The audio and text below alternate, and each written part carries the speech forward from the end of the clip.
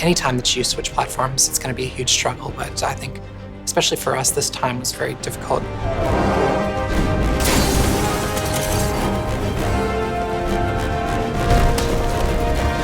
What we had on the previous Uncharted games and on The Last of Us was written for the cell architecture, and it was all optimized for that.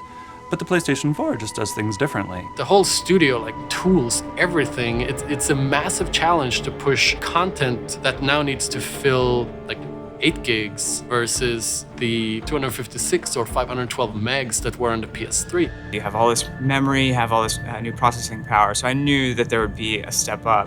I think I was surprised, and I think a lot of people in the studio were surprised by just how big that leap was going to be. First kind of starting, we asked the question of PlayStation 4, what can we do? And for me, there were always new things that there were still left to put in the game, like how do you put a vehicle in Uncharted and still make it Uncharted? Well, this was really a great idea, Nate. Do you want to drive? Oh, you're doing just fine.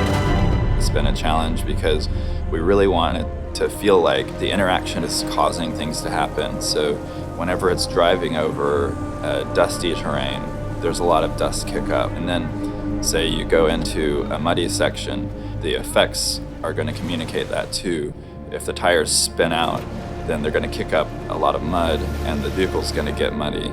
And we just want to have that connection between this vehicle that you're controlling and the environment that you're in. Can we do the convoy sequence from Uncharted 2 and 3, but now I'm in control of that vehicle at the same time? And driving through a dense urban city, driving quickly, is quite a challenge because you're looking at all that geometry and all that complexity just flying by you, but you can't halfway do it because you'll know.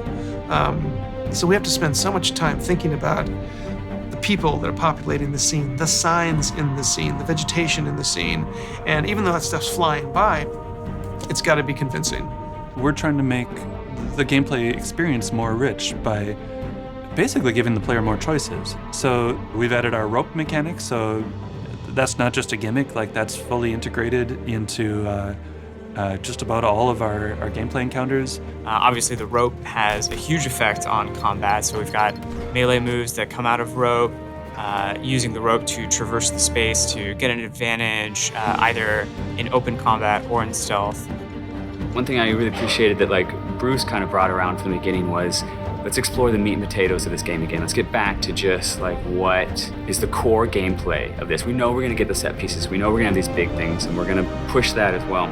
But get back into our gut of like, what is Uncharted? What is the traversal gunplay? What we wanted to do with the combat is really push the things that are unique to Drake, the things that are unique to him as a character.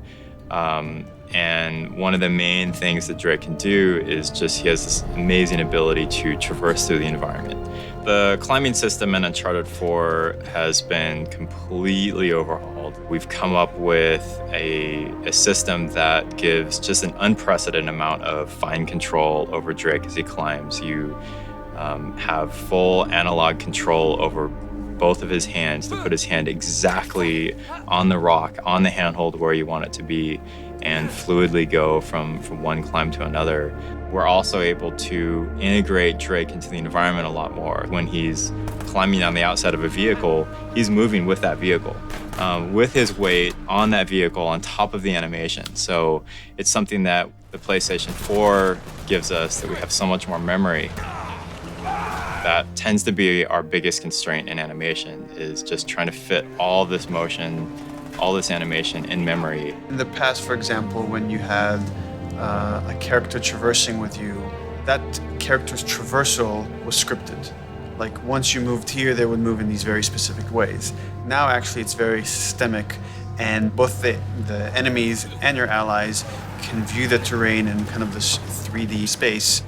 When you have big spaces and you have the mobility of Nathan Drake, you gotta have mobility within your AI.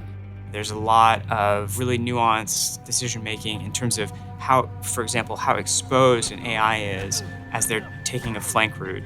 They now have this like really complex knowledge of the exposure to the player's vision as they're taking a flank route, and they will kind of dynamically decide, okay, this is actually a better route because there's more cover along this route. We didn't want a game where you just sit behind one piece of cover and just, sitting there and the stop and pop, you're sitting there and shooting. We really wanted you to move through the environment, to outsmart them, to flank them, for them to be able to chase you around and just have that constant motion.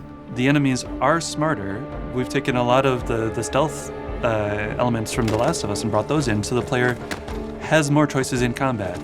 You can actually avoid an enemy, lose their line of sight, and just sneak past them and not even have to encounter them. Like, it used to be that you're either in stealth or you're in combat. And now there's these kind of varying levels of stealth. They go into investigate when they think they've seen you, but they're not 100% sure. Then they'll go into combat once they find you. And once they lose you after combat, they'll go into search, where they'll kind of canvass the area looking for you. A lot of that scripting is still up to the designers, but we've given them so much better tools in order to achieve that. We always had contextual moves where you could slam guys into a wall and beat them up.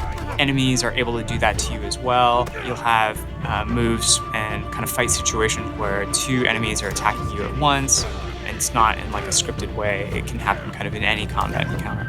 There's a lot of new tools in the player's disposal, but what's cool is that they're kind of added in this way that's elegant enough to not, explode the game with HUD and all these like crazy options that are difficult to learn. It's very much that same kind of seamless, very smooth Uncharted experience where we get a lot of gameplay from relatively few mechanics. And having really gorgeous animations that feels very rooted and grounded, but at the same time gives you the responsiveness. You're gonna get to play this. We're showing off in a way of just like, look how gorgeous this can be. Look at what we can do. Look at the colors, look at the scenes, look at the environments that you're gonna get to explore, and you're gonna get to have that on the stick.